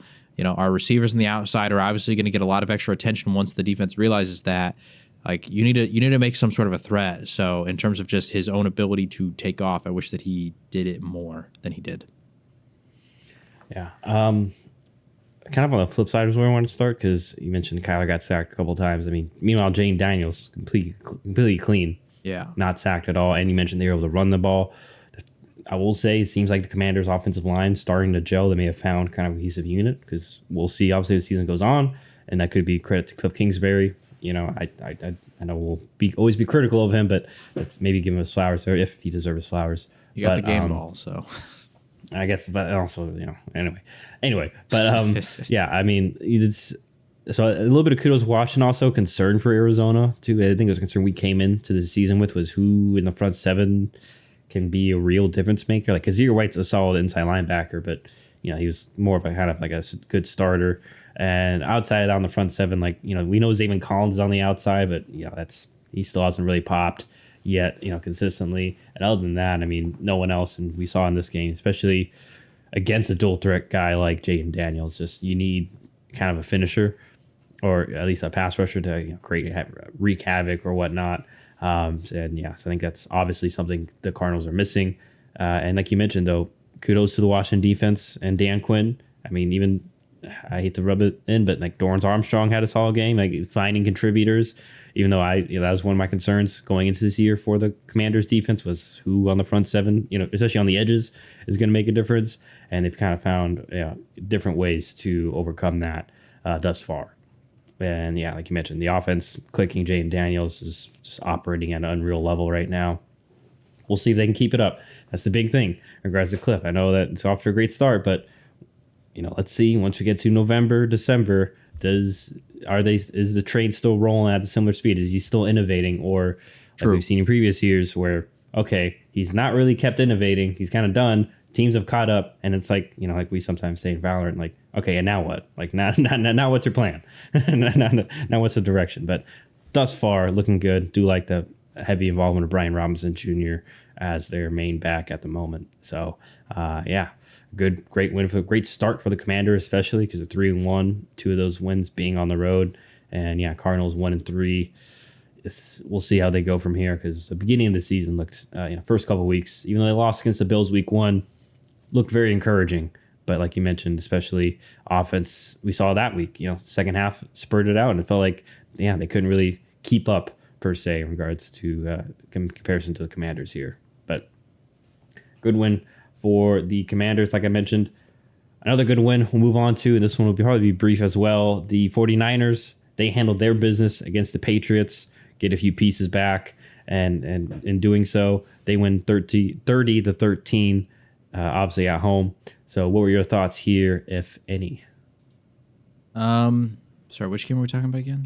Niners, Patriots. Oh, Niners Patriots. Yeah. Niners got back to business. We talked about bounce back games. This is the one that they needed. They got the offense going. Juwan Jennings, surprisingly, still the leading receiver, despite the fact that Kittle, Ayuk, Debo all out there. But the passing game didn't really have to do too much as Jordan Mason on the ground was able to have a great performance. The defense played complimentary football. I don't have too much to say about this one. It was nice to see George Kittle get in the end zone. He had a heck of a catch over what seemed to, I think it was like 3 defenders. Yeah. It was a great play. For the Niners, this is a win that they should have. Like I said, with the Cowboys, where it was like 20-15, you were kind of hoping you got a much bigger win. The Niners did that. They handled the business. This is what you want to see. Yeah, all I want to add, concern for New England, which I think we all knew, is who's the skill position guys? Yeah. Because I think that was obviously a big issue this game. Maybe it could be Jalen Polk. He had, 33 for 30, but we haven't seen that too much. I thought Demario Douglas would be more involved, but as maybe even like a slot option, but he's kind of been lackluster. And even, they got their former, I think it's a second round pick, Tyquan Thornton, seeming like he's not having as much moments. And we had concerns about him anyway coming out. So, and then obviously Ramondre Stevenson had a solid game this week, but fumbled too. So, obviously we'll see how long they keep cooking with Jacoby Brissett. Like I said, I'm assuming this is more just kind of keeping Drake May in bubble wrap because, like we just said, there's not really much out here anyway to look good. So maybe it's just more of preserving him until the time is right while they build up the rest of the team. So yeah, only other thing with the Niners, good to see their defense making some plays. I think that was a concern of mine. Obviously, they had the pick six. Shout out Fred Warner there, and I know it's the Patriots, but still, you gotta take care of business. And it was just good to see some of those guys pop, despite the fact that they've lost a couple of key pieces in Javon Hargrave and such. But crucial bounce back win for the Niners there. Let's move on over to when the Kansas City Chiefs, they remain perfect at 4-0, getting the win over the Chargers in LA 17-10. What were your thoughts here in regards to this defensive showdown? Justin Herbert was pissed on the sideline of this one. Unfortunately for the Chargers, the run game the last couple weeks has not really been what it was the first few weeks, and I think that can definitely hold this offense back because, once again, we know about sort of the lack of playmakers they have. Quentin Johnston wasn't able to do what he had been doing the first couple weeks in this one. Lad McConkey definitely got more involved, which was nice to see, but they just didn't really have a spark offensively. And meanwhile, for the Chiefs, they kind of did. They had like the huge play with Xavier Worthy, but even more notably, Travis Kelce finally got going, which they definitely needed because, as everybody saw, the unfortunate Rashee Rice injury happens where Mahomes throws the pick and then, unfortunately kind of just takes out Rashee Rice's knees unintentionally. And so people are thinking it might be a torn ACL. I don't believe there's been any confirmation as of yet. The Chiefs are saying they want to do further tests. So, we're hoping that it's not as bad as, the torn ACL that people are expecting. But if it is, Travis Kelce's going to need to do more of this because on the season prior, Rashee Rice was definitely carrying the workload with Pacheco already down, with Rashee Rice now down, with Hollywood Brown out for the season as well. Travis Kelce's going to have to step up because, Xavier Worthy's still a rookie. The running game, we saw Carson Steele pretty much got phased out as Kareem Hunt took over, which he looked solid. But even he is still kind of learning the playbook. So against tougher teams, we're going to need Travis Kelce to be Travis Kelce. And in this game, he luckily was, which historically has been really good against the Chargers. So I'm not totally surprised that he stepped up in the moment. But we just got to see him keep doing it. So the Chiefs, it was a good win, good defensive win. And, even despite all the injuries they have on offense, they can definitely still squeak out these ones because their defense is just that good. Yeah, and this is like we mentioned before, this is kind of the formula that they've kind of accepted at this point, and they're going to have to continue to accept as they keep losing offensive pieces, is just kind of play through the defense. Like we said before, Mahomes, keep us in striking distance because, the Chargers got off to a hot start. It was 10-0, but then, Chiefs defense, settled in, obviously made life tough for Herbert and the offense. And then, they just made a couple plays despite losing Rashee Rice there. And, Carson Steele fumbled for the second week in a row. So, it feels like, unfortunately for Carson, this probably is going to, I would assume it's going to, and just like, especially we saw carry-wise, it was more Kareem Hunt / Samaje Perine as the day went on. So, probably be those two going forward, at least until Pacheco gets back, if he comes back. But, I think Chargers are still, this is the first year under Harbaugh. They're still coming together. They had some good moments. The Fulton pick, like you mentioned, was a good one. And like I said, their defense, once again, you go into any game, you say, man, you held the Chiefs offense to 17 points, for example, like in this game. Many defensive coordinators like, we're going to take that, especially against their crew. That's just unfortunate that the offense couldn't get anything going really after the first quarter. So, and, tough because we mentioned too in the preview, no Joe Alt, so that, can also inhibit some of their ability to run the ball effectively. But, good win for the Chiefs. Before I head on to the next one, because it's kind of relevant, or I'll just go to the next one, then we'll talk about it. Because next one is the Las Vegas Raiders. They had some injuries. No Max Crosby, no Devontae Adams, who we'll talk about later. They beat the Cleveland Browns 20-16, getting their first win at home here. It's typical kind of Raider ugly fashion. But what were your thoughts here, at least in regards to the game between the Raiders and Browns? Number one for the Raiders, I'm a big fan of how they try to get real creative to generate run offense because Zamir White still ineffective, 17 carries, 50 yards, 2.9 per touch, 0 touchdowns. it's unfortunate because it's only 4 games into the season, but it feels like the Zamir White thing is not working currently. So they try to generate run offense in different ways. DJ Turner, Brock Bowers, Tyreek McAllister, Trey Tucker, and Alexander Madison all got carries. Obviously, Madison just a normal running back, but all the other guys like Brock Bowers got a 12-yard rush. So they're trying different things to generate run offense, which I like. I feel like more teams should do this when the run game's not working. Just try to get creative. This is something I wish Dallas would do more of. Like, everybody talks about it, but like, why don't we get some CeeDee Lamb carries? Why don't we get some Kevontae Turpin carries? I mean, even Brandon Cooks, like, who knows? Like, if Brock Bowers can get a carry, give Jake Ferguson one. I don't know. Like, let's do something, right? So I like that Las Vegas was doing that, because I feel like when you don't have a consistent run game, we talked about it. A lot of the teams that are doing well, they're running the ball well. So this game, they generated 152 total rushing yards on 29 total carries and 2 rushing touchdowns. So shout out to the Raiders for that, because I think that was definitely a key difference between them in this game and some of the previous games. Even their win against Baltimore, they couldn't run the ball at all in that one. They just happened to have a crazy week from both Brock Bowers and Devontae Adams. So that was good, and I think they need to keep doing that moving forward, because like you're going to mention, obviously there's the potential Devontae Adams situation. They don't have a lot of playmakers in the receiving room after that. Trey Tucker's, an interesting young piece. Jacoby Myers, obviously, we kind of know what he is, but he's always been more of a 2 rather than a 1. Brock Bowers wasn't super involved in this one, which I would have liked to see him get more involved, because it feels like if we're preparing for life outside of Devontae Adams, it seems like if anyone wants to be, or is going to be like sort of the alpha number 1 option, it would be him based on his performance so far in the season. But even despite that, they managed to come out with the win. Their defense played great. It was a gritty football game. And like we talked about with a lot of different teams, I feel like the recipe for success is going to be defense running the ball. The Raiders haven't really been able to run the ball, but their defense has been solid on the season for the most part. So if they can just continue to run the ball, I think this will bode well for them. For the Browns, I don't know. I don't know what to say that we haven't already said about this offense. It just seems like they just can't click. Like another game in which Amari Cooper gets a lot of targets and not a lot of production. Jerry Jeudy had a solid game. He was kind of their leading receiver. I feel like they're still missing Njoku over the middle, being like that kind of big body that can make a difference, because a lot of the receivers, Cooper, Jerry Jeudy, these aren't like big guys, right? Who can go up and like make a tough contested catch. So even Elijah Moore, same thing. So I think they're definitely missing him.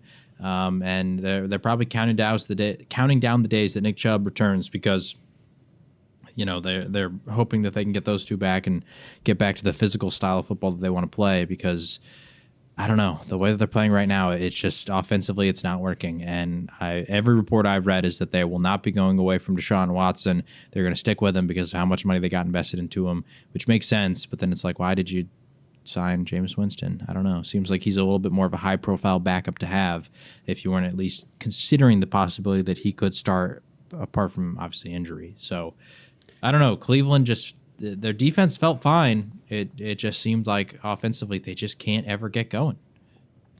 Yeah, I mean, it goes, you can apply this to multiple teams, but especially Cleveland. Like, as of right now, and I'm guessing, like, I'm with you, I think they're hoping for Nick Chubb to get cut back. So, but at least until then, like, what are you elite at? What can you hang your hat on in regards to the offense? And as we know, as we mentioned before, it's not Deshaun Watson. Like, they thought it was, they're hoping he was going to be. It's not it. It's just, like we mentioned, he's not the same guy on the field, just at all. So it does suck that they did have that one touchdown overturned, a little bit of ticky-tack penalty. I think it was like some sort of offensive holding, I believe.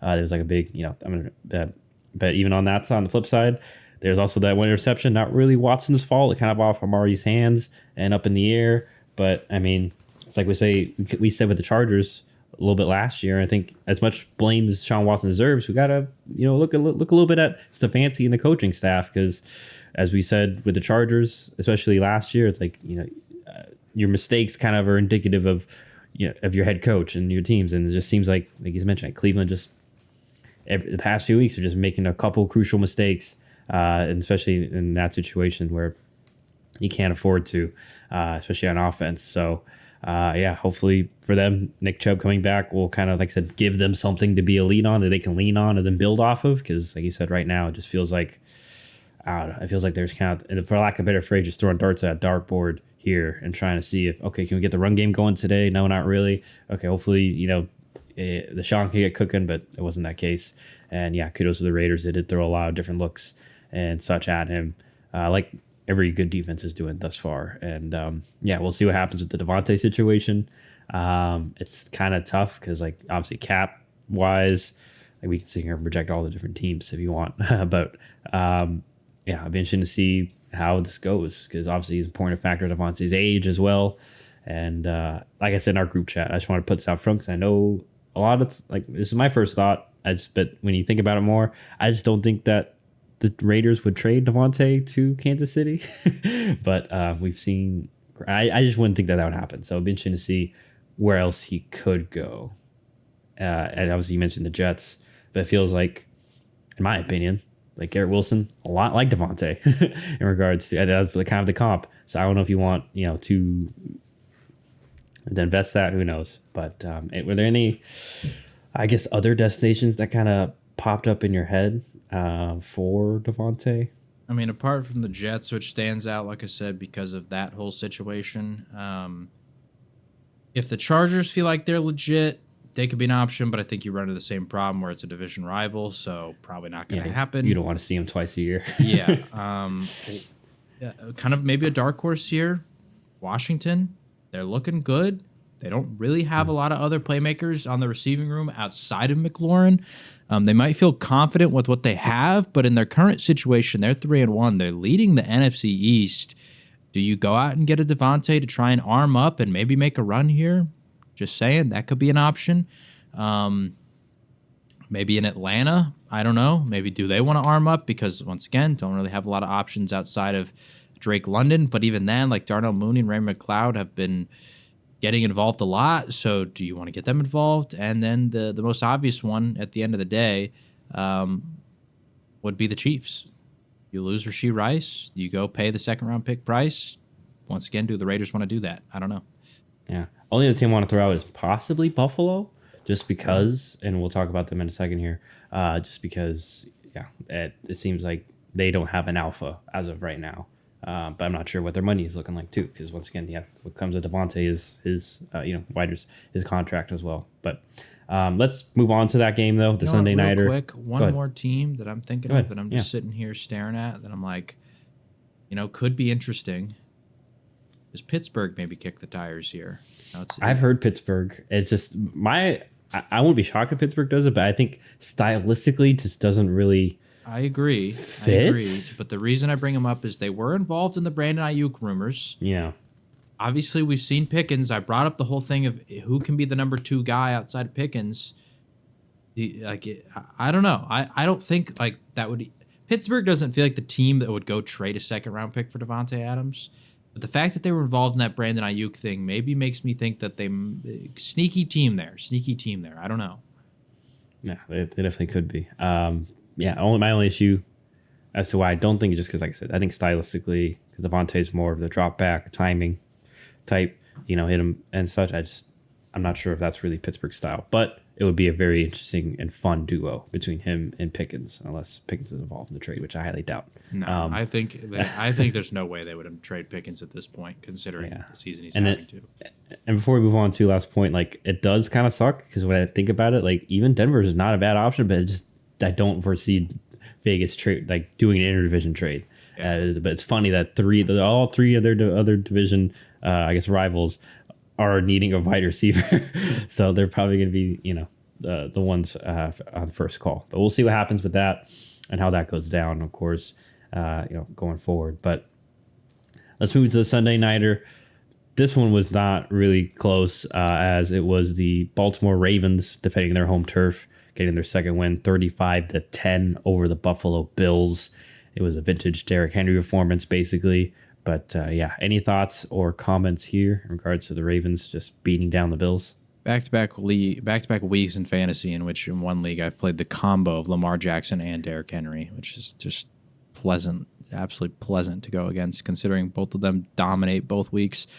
Credit to the Ravens because they had a clear vision on how they wanted to attack Buffalo, and that was just simply running the ball, and it worked. And the Derrick Henry thing, a lot of people were wondering how Derrick Henry would fit into this offense because they haven't historically been a team that likes to run, the I formation, and it never felt like they were kind of the team that would be able to fit Derrick Henry stylistically, but it's working, whether it be through the pistol or the occasional times that Lamar does go under center, or even as we saw that one receiving touchdown, a little bit of play action stuff. It's working, and it's good to see because once again, outside of the running backs, we're seeing another week in which the receiving game, they're not really getting anybody else involved. Zay Flowers, 1 catch for 10 yards. Mark Andrews gets 0 on 1 target. Isaiah Likely only gets 2 targets, 1 for 26. Rashad Bateman gets the 1 for 23. Like, the receivers are not really doing anything because it's just the Derrick Henry and Justice Hill show. And it's winning the Ravens football games. So, and I saw Lamar Jackson tweeted too, something about people, talking about fantasy performances and blah, blah, blah. And he's like, listen, I don't care about any of that or your parlays or whatever. We're here to win football games. And the way that we're doing it right now is winning football games. So shout out to the Ravens because clearly this is working early. The one concern I do have is obviously with Derrick Henry over the last couple of years in Tennessee, we did see heavy workload early, did lead to some complications when it came to efficiency and specifically injuries at the end of the couple of, last few years. Does that maybe happen again here in Baltimore because he is getting a heavy dose of workload? Or do they start to mix it up against future teams? Was this more of a matchup thing against Dallas and Buffalo where they felt like they could exploit them on the ground? I'm not totally sure, but regardless, it's working, and they're now sitting at 2-2 after that 0-2 hole. They're back in business. For Buffalo, by no means am I panicking. This was an uncharacteristic game from them. The Josh Allen did have the one turnover on that one fumble where Kyle Van Noy, which by the way, shout out to Kyle Van Noy. I think this is 3 weeks in a row, maybe I think all 4, where he's had multiple sacks. Like he's going crazy. But yeah, where Josh Allen did have that fumble, and just simply put, they weren't really able to get in the game for the most part. So, which I do think Buffalo is one of those teams that is more built to play from when they have the lead. They don't feel like with the receiving core that they currently have that they're built to play from behind. Which, like you said, maybe that means they're more of a team that's trying to get involved in that Devontae Adams sweepstakes to be more capable of doing so. Yeah, I think that's just to keep going. For Buffalo, I think that's the biggest thing. Is like outside of really Allen and Cook, which is mostly going to be, via their legs or the run game, not really a lot of explosiveness otherwise. Like, Keon Coleman, just a big concern of yours, not great, not really a separator. He's just more of a size, catch radius type guy. In terms of that, I think we've seen that's why been that slow start. And then even like they've tried to address it, but still like Curtis Samuel, not really that guy. We know MVS, how volatile that could be.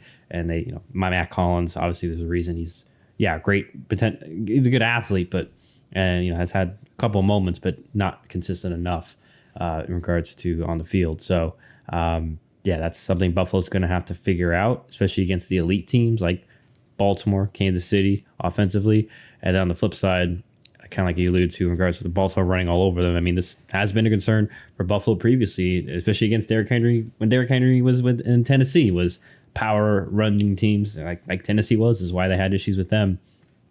Is they're usually not a big defense. It's more of finesse, and we know the general areas you like to throw to. But like you mentioned, very heavy run game, and they were just.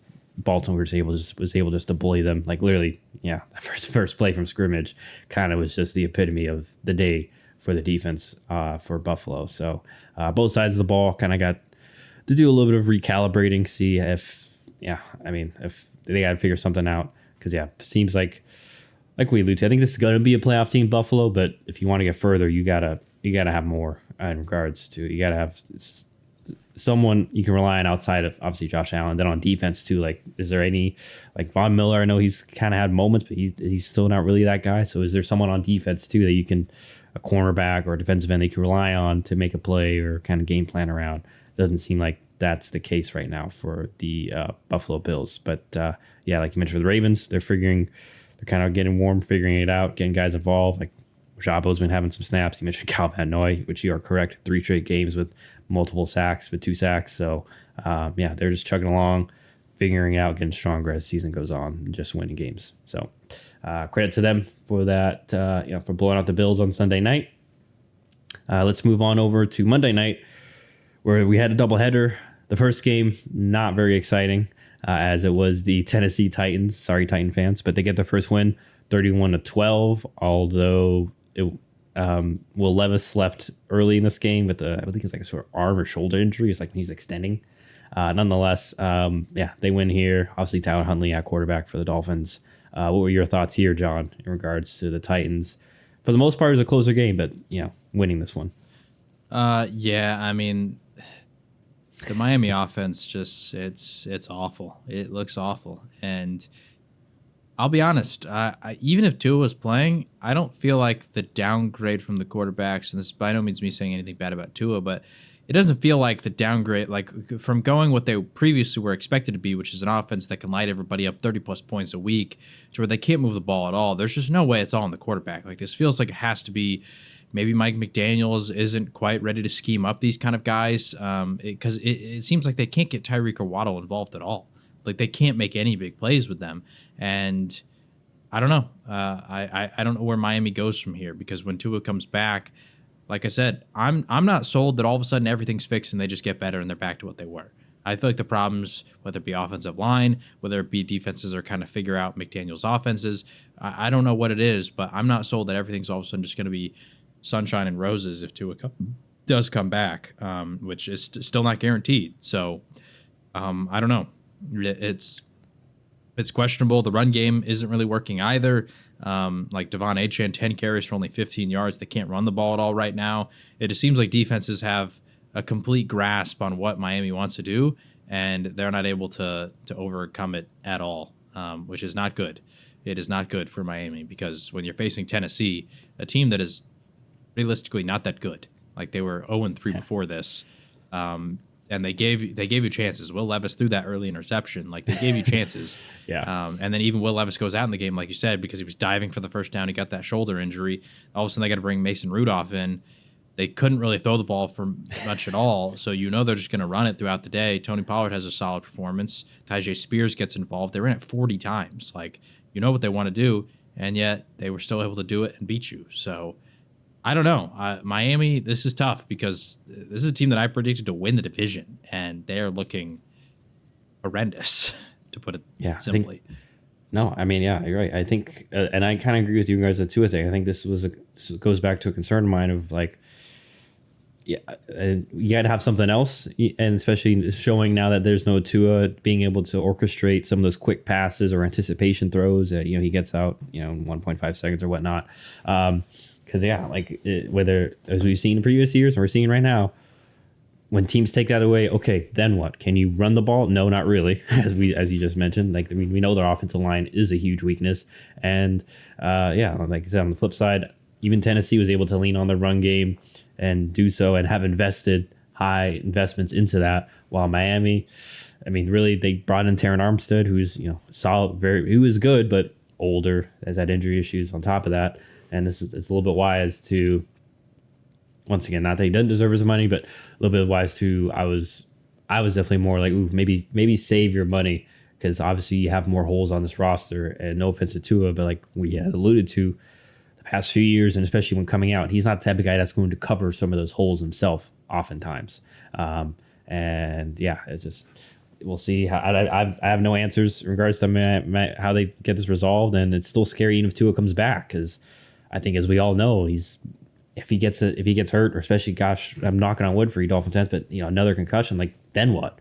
I think we've seen they've built this offense around him, and that's for better or for worse. And right now, it's looking more for worse, because it's just, they can't, even if they, like you mentioned, when they do have him, like, at best they're a wild card playoff team, it seems like right now. So I'm not sure if this is something they can figure out this season. I'm not sure if it's a McDaniels issue it himself, but it's something that they definitely have to just, I guess, play by ear / figure out going forward. But tough loss on Monday night at home to the Titans. I'm sure they want a little bit of revenge, because remember last year the Titans beat them and had that crazy comeback to beat the Dolphins. But fortunately, Dolphins couldn't repay the favor here at home. But anything else on that game, or can I move on to the last one? Yeah, I just want to say real quickly about the Dolphins. Like we praised the Colts for knowing the situation about Anthony Richardson and bringing in a guy like Joe Flacco.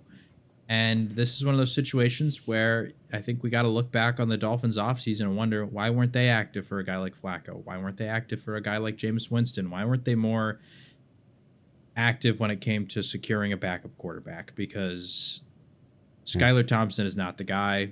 And he hasn't shown to be the guy in his couple of appearances either. Yeah, like and Tyler Huntley, he's just coming in, so I'm not going to sit here and rail on him. But even he looked good in Baltimore because that's a system that's built around the style of quarterback that Lamar is, and Tyler Huntley can kind of replicate that, right? To where Tua is a very different style of quarterback, and so I don't know. I'm just kind of confused here as to why Miami. I know that Tua played last year, but I'm confused as to why they did not get more involved when it came to securing a backup quarterback.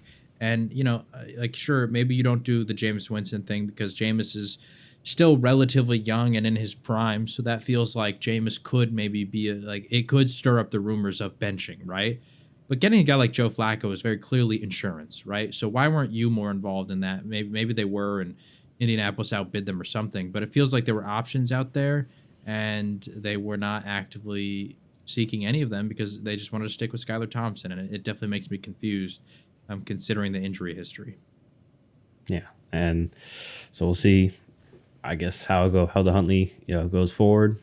He's already been announced he's going to start next week too. So so that'll be another week, maybe within the game plan. Maybe we'll see a different result or slightly better result at the very least. But all right, let's go on to the last game. Detroit Lions, they handled their business at home, 42-29. If you hadn't heard or saw the stat line, I mean, Jared Goff was technically perfect, 18 for 18. I mean, the Lions as a whole, because they really plowed the whole bag, because even Amon-Ra St. Brown threw a touchdown to Goff. So technically, they had a perfect passing day. And on the flip side, it was a little more work for the Seahawks, and obviously it showed as they weren't able to win this one. But what were your thoughts here, John, in regards to the Lions just being able to do no wrong, it felt like? Yeah, that game hurt me. It hurt me as a fantasy owner. I had like a 30-point lead going into that game. Our boy Max had Laporta, Amon-Ra St. Brown, and Jared Goff, as he is a Lions fan. And the first half, it was kind of going the way I was hoping it would, which was, okay, we can kind of move the ball, but we're punching it in with the running backs, and that's how we're getting the touchdowns. And I was excited because I thought if they can just keep running the ball here, maintain this lead, we don't turn this into an air out fest, and neither Jared Goff doesn't throw any touchdowns, I can maybe come out on top. And then Amon-Ra throws that one to Jared Goff, and that immediately gave him the lead. And there was still hope I could win if Jared Goff throws an interception and does nothing the rest of the game, but obviously that did not happen, as Jared Goff was a perfect 18 for 18, almost 300 yards, 2 touchdowns, caught one as well on his only target. Jared Goff literally could not make a mistake in this game. The run game was fantastic. Both Montgomery and Jahmyr Gibbs were looking good. Jameson Williams had that huge explosive 70-yard touchdown catch where he was just so open that once he gets the ball in that kind of space, we already know the kind of athlete he is. He's going to make plays. Even Tim Patrick got involved. Like, the Lions just looked good offensively. The only concern I have about the Lions is still their defense. They definitely showed some holes. Kenneth Walker was able to have a huge performance. DK Metcalf was able to do it really well. Now they were playing with the lead, so obviously Seattle was forced to be a little more desperate, but this has been a concern for Detroit for some time, is the defense. So you'd still like to see them have a little bit more of a better performance, but when their offense is playing like that, man, it just might not matter. For Seattle, this is their first loss. By no means do you need to overreact. At the same time, this was a bit of a step up in weight class compared to the 3 teams they'd played prior. So it wasn't great from their defense, but offensively I thought they did some good things.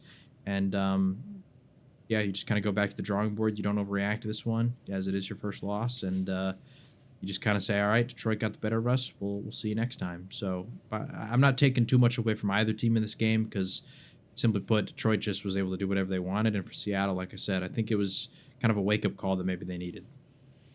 Yeah, I mean, literally, like I said, Seattle had a couple opportunities, but Gino had an interception. DK had a fumble. So despite their great offensive performance, like Lions basically played a perfect offense almost. But then, fortunately for Seattle, they couldn't get stops. I know that they had a couple of injuries, like Byron Murphy, their first round defensive tackle. He got hurt early. So things like that can be tough, especially against a Lions team. I think we saw this game kind of got back to the old Lions, like you mentioned, in regards to the first half, where they just were running it down their throat. And then I think from there, as we saw, Goff was just ripping it with confidence. And I do want to note, like, at least we talk about this, we just talked about the Tua thing. Like, I'm not saying they still have more to do, but at least in regards to team blueprint, especially on offense, I know not everyone has the same, is going to have the same, I guess, way to do it. But Lions, they've done a good, like we see, they've done a good job building out the offensive line, building out the core, finding a couple good receivers, and obviously, yes, getting Jared Goff. So, the recipe's been great there. And hopefully, as you mentioned, Jameson Williams, I know we were both fans of him, as we were the only two people probably interested in him in our dynasty league. But nonetheless, good to see him, contributing, because the first 2 years were kind of rough. Him dealing with injuries and whatnot. And he can definitely be, like we said, for some of these other teams that don't have it, he can be the explosive guy, while Laporta and St. Brown can do damage in the short to intermediate game. And Seattle, like they're in kind of a reload, obviously, with a new coaching staff and such. So that's why, I'm with you. I'm not hitting the panic button quite yet, but we'll see if they can. I'm sure they'll have other heavyweight matches, or like you mentioned, teams of similar caliber to the Lions that they'll get to face and do a litmus test on later in the year going forward. So we'll see if they're up to the task then. But as for now, Lions get the big win, 42-29, like we mentioned. Jared Goff basically perfect in that sense. So good for him. But that basically is all the games for week 4. Was there anything else you wanted to add before we call it there? Only thing I can say is, it's still early in the season, like certain teams. I remember last year, in our fantasy football league, Scott Hansen, there was that controversial trade just because of what ended up happening and that delayed it. But I ended up trading for Dak at that point because he was doing terrible to start the season. Then he ends up going on he finished second in MVP voting on the year because of the way that he finished off the season. So, there's probably some teams in here that are looking tough right now that, maybe they have an early bye week, or they have a, they're in a 1-3, 0-4 hole that can kind of look in the mirror and maybe pull it back. Some of those teams, Cincinnati, Jacksonville, Arizona, these teams, Cleveland, that we thought were going to be better than they currently are. Do they have that kind of a moment? And then on the flip side, we're going to have some of these teams that are currently looking real strong that, who knows, maybe you start to fall off as teams start to figure you out. So by no means is anybody out of it yet. Still a lot of football left to be played. And by the way, in case anyone cared, record-wise for our picks, we had 4 differences. We split them down the middle. Classic. So, shocker. I'll update the money when the next pick podcast, which will be obviously later in the week, or a couple days from now. Obviously, we'll make all the picks for week 5 then. But otherwise, that will do it for John and myself. Obviously, feel free to rate, comment, subscribe, etc. But that'll do it for us. Like I said, for week 4, we'll basically close down the books. We'll see you all next time for week 5 picks. Adios.